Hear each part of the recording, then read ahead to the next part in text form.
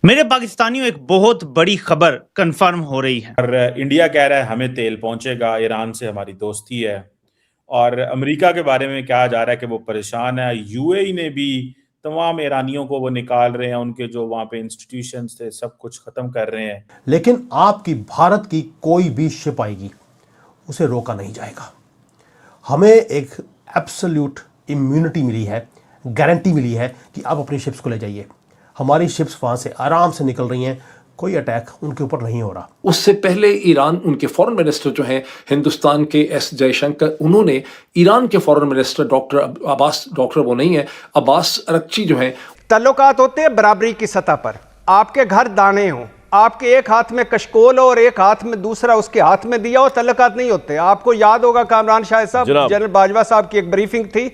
चीमा साहब, मैं बैचलर्स देख रहा हूं, आपकी पोस्ट ग्रेजुएट लड़के लड़कियां देख रहा हूं। चीमा साहब, एक लेटर इंग्लिश नहीं लिख सकते, एप्लीकेशन नहीं लिख सकते, 3 फिक्र इंग्लिश से नहीं बोल सकते। हमारी सरमायाकारी 41% डाउन है, हमारी तिजारत है कोई नहीं, हमारे कर्जों में हम जकड़े हुए हैं, बेरोजगारी हमारी बढ़ी हुई है, गुर्बत हमारी बढ़ी हुई है।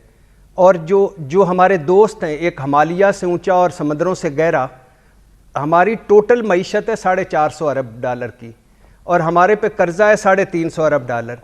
उनके लिए तो एक ऐसे ये झूंगा है, ये जो इतने तल्लुकात हैं, ये बलाएं लेने वाले तल्लुकात, आजा जफ्फी लाल है, तो ये तल्लुकात वो हमारे नहीं देखते। मेरे और कामरान शाहिद के तल्लुकात हो, मैं साइकिल फटपटी पे फटीचर साइकिल पे आ रहा हूँ और इसकी मैं तो भट्टी साहब को गाड़ी दिलवाऊंगा से गुजरे, बड़ी लंबी चौड़ी, और तो कोई छोटी सी गाड़ी मुझे भी दे दोगे ना भाई, दोस्त है अपना, अच्छी मुनासिब गाड़ी, आजा सजना तुम ही विच बह जा, गड्डी एसी लाल है।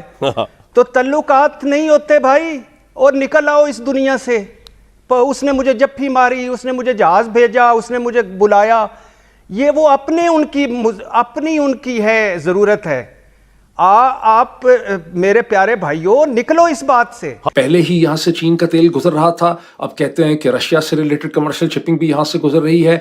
बांग्लादेश ने परमिशन ले ली, उसका तेल भी गुजर रहा है। लेटेस्ट इसमें इजाफा हिंदुस्तान का हुआ है। 0 प्राइस हाइक किया हमने, गैस की, तेल की कमी नहीं है, कोई शॉर्टेज नहीं है, और कैलकुलेटिव कोल्ड रेजिलियंस है हमारी गवर्नमेंट की। और दुनिया जो है बाकी वो ये सोच रही है कि हम किससे रिलेशन क्रिएट करें। हमारे रिलेशनशिप्स ऑलरेडी थे, हमने सिर्फ उनको एनकैश किया है आज की डेट पे। और बिगेस्ट विक्ट्री वो क्या है? बिगेस्ट विक्ट्री ये जो सारी कंट्रीज के साथ किया है, ये तो अलग से हो रहा है। बिगेस्ट विक्ट्री है स्ट्रेट ऑफ हॉर्मुज़। वो कैसे? ये दुनिया का सबसे बड़ा चोक पॉइंट है। हमारे फॉरेन मंत्री जयशंकर जी 3 कॉल्स करे उन्होंने, high stakes call to Iran's foreign मंत्री। रिजल्ट उसके बाद क्या था? कॉन्वर्सेशन हुआ, आयरन क्लैड गारंटी दी गई ईरान की तरफ से कि आपके दुनिया में कोई भी वेसल आएगा उसको हम जाने नहीं देंगे। आप समझते हैं, मैं मानता हूं हम नाक में रोटियां डालते हैं, मुसलमान हैं हम ऐसे ही हैं, बेवकूफ पैदा होते हैं, जिन्नात के जरिए हुकूमतें चलाते हैं। हमें अभी आज भी फूंके मार मार के कुछ लोग हमारे कैंसर का इलाज कर रहे हैं। मैं जानता हूं हम बेवकूफ हैं, हम पैदाइशी एबनॉर्मल हैं, लेकिन थर्ड सिस्टम क्यों ले जा रहे हैं आप साउथ कोरिया से उठा के? 6 सिस्टम है पूरी दुनिया में, 4 तबाह हो चुके हैं, और शार्टेज हो गई थी तो वहां से साउथ कोरिया से उठा के तल अवीव क्यों ले गए आप उसको? अगर ईरान के पास सकत नहीं है तो डर किस बात का है भाईजान? किस बात का डर? चले कोई नहीं चीमा साहब, हम हमारा कसूर सिर्फ और सिर्फ ये है कि हम तालीम से दूर हैं।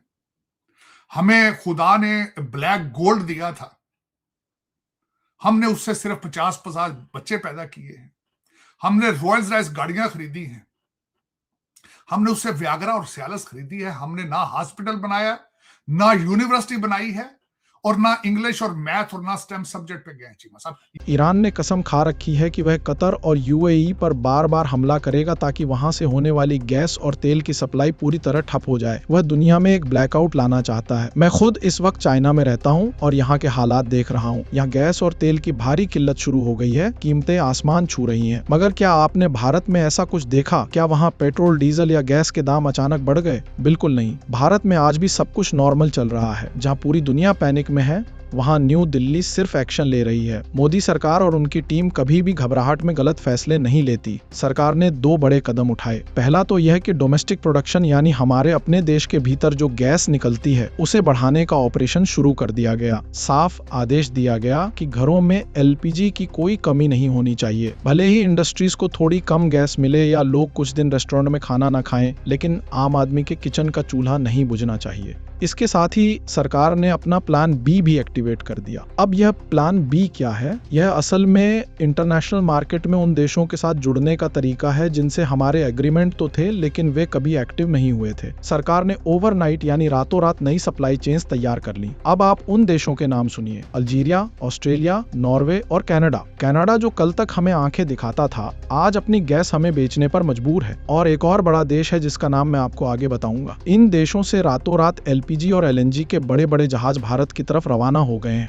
अब आप सोचेंगे कि ये जहाज भी तो उसी पुराने रास्ते से आएंगे जहां खतरा है, तो आप बिल्कुल गलत हैं। हमने जानबूझकर ऐसे देशों को चुना है जिनका रास्ता स्ट्रेट ऑफ हॉर्मुज से होकर नहीं गुजरता। कनाडा और ऑस्ट्रेलिया जैसे देश बिल्कुल अलग कोनों पर हैं। इसीलिए भारत के पोर्ट्स पर गैस बिना किसी रुकावट के पहुंच रही है। इसे कहते हैं असली जियोपॉलिटिकल पिवट। मोदी सरकार ने बहुत ही कुशलता और एफिशिएंसी के साथ इस काम को अंजाम दिया है। अब बात करते हैं उस वाइल्ड कार्ड की जिसका जिक्र मैंने पहले किया था। वो देश है रशिया। रशिया के एम्बेसडर डेनिस अलीपोव ने हाल ही में एक बहुत बड़ा ऐलान किया है। उन्होंने कहा कि रशिया भारत के साथ खड़ा है और वह लिमिटलेस यानी असीमित मात्रा में LNG और CNG देने को तैयार है। उनके इस बयान के 2 बहुत गहरे मतलब हैं। पहला तो यह है कि वे हमें जितनी चाहें उतनी गैस देंगे और दूसरा यह है कि वे इसे सीधे पंप करेंगे। सीधे पंप करने का मतलब है पाइपलाइन के जरिए गैस भेजना। हालांकि अभी रशिया से भारत तक कोई पाइपलाइन नहीं है, लेकिन इसका इशारा POK की तरफ है। रशिया ने भविष्य की तैयारी कर ली है कि वह अपनी पाइपलाइन को सीधा भारत से जोड़ेगा। पुतिन ने यूरोप को एक कड़ा संदेश भेजा है कि उन्हें एक बूंद भी गैस नहीं मिलेगी, लेकिन वही गैस अब भारत को डाइवर्ट की जा रही है। यह ग्लोबल स्टेज पर एक बहुत बड़ा गेम चेंजर है। अमेरिका भले ही सैंक्शन यानी प्रतिबंधों की धमकी देता रहे, लेकिन भारत ने अपनी एनर्जी सिक्योरिटी को सबसे ऊपर रखा है। अमेरिका ने तेल की बात की थी, गैस की नहीं। जब तक उन्हें समझ आएगा तब तक भारत अपना काम कर चुका होगा। आज दुनिया के 80 से 90 देश भारी दबाव में हैं क्योंकि वहां गैस की कीमतें बढ़ रही हैं, लेकिन भारत अपनी जिद्दी और ठंडी रेजिलियंस के साथ खड़ा है। भारत ने जो सबसे बड़ी जीत हासिल की है वो है स्ट्रेट ऑफ हॉर्मुज पर अपना कंट्रोल। हमारे विदेश मंत्री S जयशंकर जी ने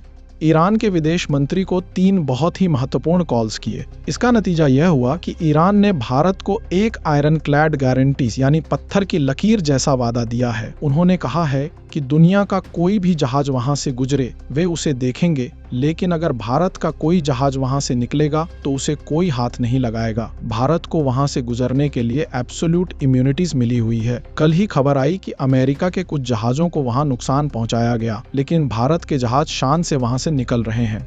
यह सब देखकर दुनिया हैरान है कि मोदी जी यह सब कैसे मैनेज कर लेते हैं। जहां दुनिया बर्बादी की तरफ बढ़ रही है वहां भारत सुरक्षित है। मैं आपको चाइना के पेट्रोल पंप्स की धांधली के बारे में बताता हूं। वहां तेल की इतनी कमी है कि वे कम तेल में ज्यादा